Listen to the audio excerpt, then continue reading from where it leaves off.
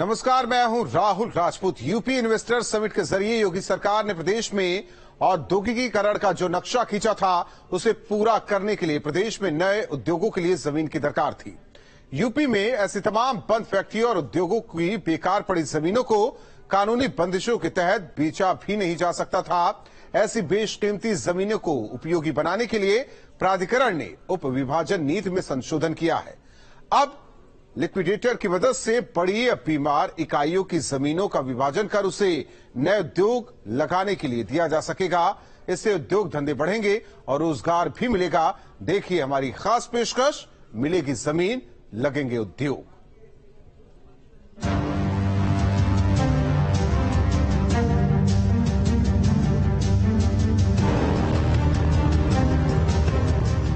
उत्तर प्रदेश में investors summit के बाद कई कंपनियों ने एमओयू साइन कर प्रदेश में उद्योग लगाने का मन बनाया था, जिनके लिए प्रदेश में जमीन मुहैया कराने के लिए सरकार प्रयासरत है। इसके लिए उत्तर प्रदेश औद्योगिक विकास प्राधिकरण पहली बार अदालतों में फंसी बीमार और बंद इकाइयों को लेकर नई नीति ला रहा है। अभी ऐसी जमीनों को एक साथ बेचने पर पाबंदी है, लिहाजा ऐसी इकाइयों को लिक्विडेटर के जरिए सब डिवीजन यानी छोटे छोटे भूखंडों में बेचा जा सकेगा। इस फैसले से बंद इकाइयों में फंसी करीब 1500 एकड़ की जमीन में हजारों नए उद्योगों को बसाया जा सकेगा। वैश्विक निवेशक सम्मेलन में एमओयू करने वाले उद्यमियों के सामने अब जमीन को लेकर के संकट खड़ा हो गया है, क्योंकि उद्योग धंधे लगाने के लिए जमीन महत्वपूर्ण होती है। तो अब इसके लिए उत्तर प्रदेश विकास प्राधिकरण ने एक नई पहल शुरू की है और इस पहल के तहत उत्तर प्रदेश में जितनी भी फैक्ट्रियां बंद हैं, कल कारखाने बंद हैं, उनकी जो खाली पड़ी जमीन है या उनकी जो जमीनें हैं जिन पर मामले कोर्ट में चल रहे हैं, उनके अलावा भी काफी जमीन खाली है। कुल अनुमान लगाया जा रहा है कि 1500 एकड़ जमीन मिल पाएगी, जो कि कल कारखाने उत्तर प्रदेश में बंद हैं।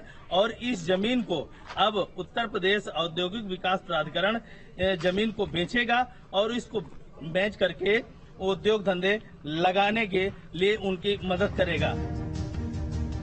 आपको बता दें कि प्रदेश में करीब 1500 एकड़ जमीन ऐसी है जिसके मालिक दिवालिया हो चुके हैं या कंपनी बीमार है और बंद हो चुकी है।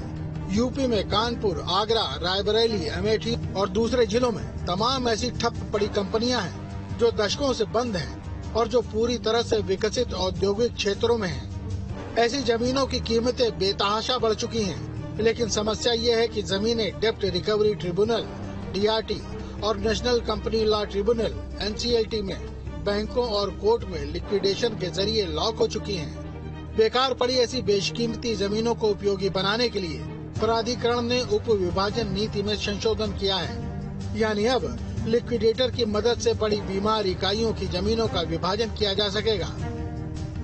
अभी तक किसी दिवालिया या बीमार इकाई की 100 एकड़ जमीन की एक मुश्त नीलामी ही हो सकती थी, लेकिन नई नीति के बाद उसे टुकड़ों में बेचा जा सकेगा। उत्तर प्रदेश में योगी सरकार औद्योगिक गतिविधियों को बढ़ाने के लिए लगातार प्रयास कर रही है। यही वजह है कि पिछले दिनों उत्तर प्रदेश में ग्लोबल इन्वेस्टर समिट का आयोजन किया गया। इस समिट में उद्योगपतियों का बड़ा रिस्पांस मिला और बड़े पैमाने पर एमओयू साइन किए गए। अब इन एमओयू को धरातल पर उतारने के लिए लगातार कवायद की जा रही है और उद्यमियों को उद्योग लगाने के लिए जगह दिए जाने की कवायद शुरू हो चुकी है। इसी सिलसिले में उत्तर प्रदेश औद्योगिक विकास प्राधिकरण ने एक नीति लाने का फैसला किया है। इस नीति के तहत तमाम ऐसी बीमारू इकाइयां जो बंद हो चुकी हैं या अदालतों के पेच में फंसी हुई हैं, इन्हें मुक्त कराने की कवायद की जाएगी। कुछ ऐसे ही हालात 23 साल से मेरठ के परतापुर इलाके में बंद पड़ी कताई मिल के हैं, जहां साल 2000 तक न केवल चहल पहल रहती थी बल्कि लोगों के पास रोजगार का जरिया भी था। लेकिन फैक्ट्री बंद होने के बाद लोग बेरोजगार हो गए और कताई मिल बेजार और बेजान हो गई। अब इस बिल्डिंग का इस्तेमाल चुनाव के वक्त मतगणना कराने के लिए होता है। अब यूपीसीडा की नई नीति के तहत यहाँ छोटे छोटे उद्योगों के खुलने की उम्मीद बंधी है। उत्तर प्रदेश में न जाने ऐसी कितनी इकाइयां हैं जो बीमार होने के बाद बंद हो गईं और उसमें हजारों एकड़ जमीन यूं ही खाली पड़ी है। ये मेरठ की कताई मिल है जो सन 2000 तक चलती थी। 1500 से ज्यादा मजदूर यहाँ काम करते थे और परतापुर इस इलाके में जब ये फैक्ट्री चला करती थी और जब शिफ्ट चेंज होती थी तो कम से कम यहाँ जाम लग जाया करता था। लेकिन अब यहाँ पर ये सन 2000 से ये पूरी कताई मिल बंद पड़ी है। अब ये काम सिर्फ चुनाव के टाइम पे काउंटिंग के लिए यहाँ पर गिनती की जाती है, तभी ये सरकारी काम के लिए काम में आती है। अब इस पर सिक्योरिटी गार्ड लगा दिए गए हैं, अंदर जाने की किसी को इजाजत नहीं है। लेकिन ये बिल्डिंग अब जर्जर अवस्था में है। लेकिन यूपी सीडा अब ऐसी फैक्ट्रियों के उद्धार करने के मूड में है।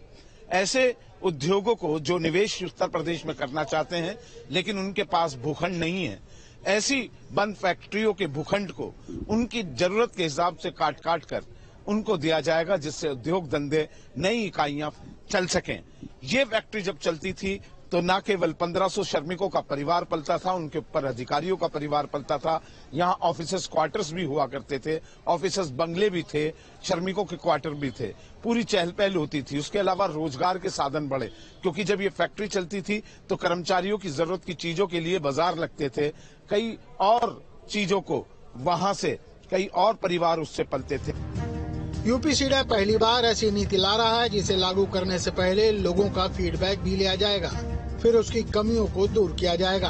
अगर सब कुछ प्लानिंग के तहत रहा तो इन बंद पड़ी इकाइयों को भी जमीन बेचने से कुछ राहत मिल जाएगी और नए उद्योगों को जमीन मिलने से कारखाने बन सकेंगे, जिससे लोगों को रोजगार मिलेगा और प्रदेश की सूरत बदलेगी। रायबरेली से अमरेश और कानपुर से श्याम तिवारी के साथ मेरठ से अभिषेक शर्मा, न्यूज स्टेट।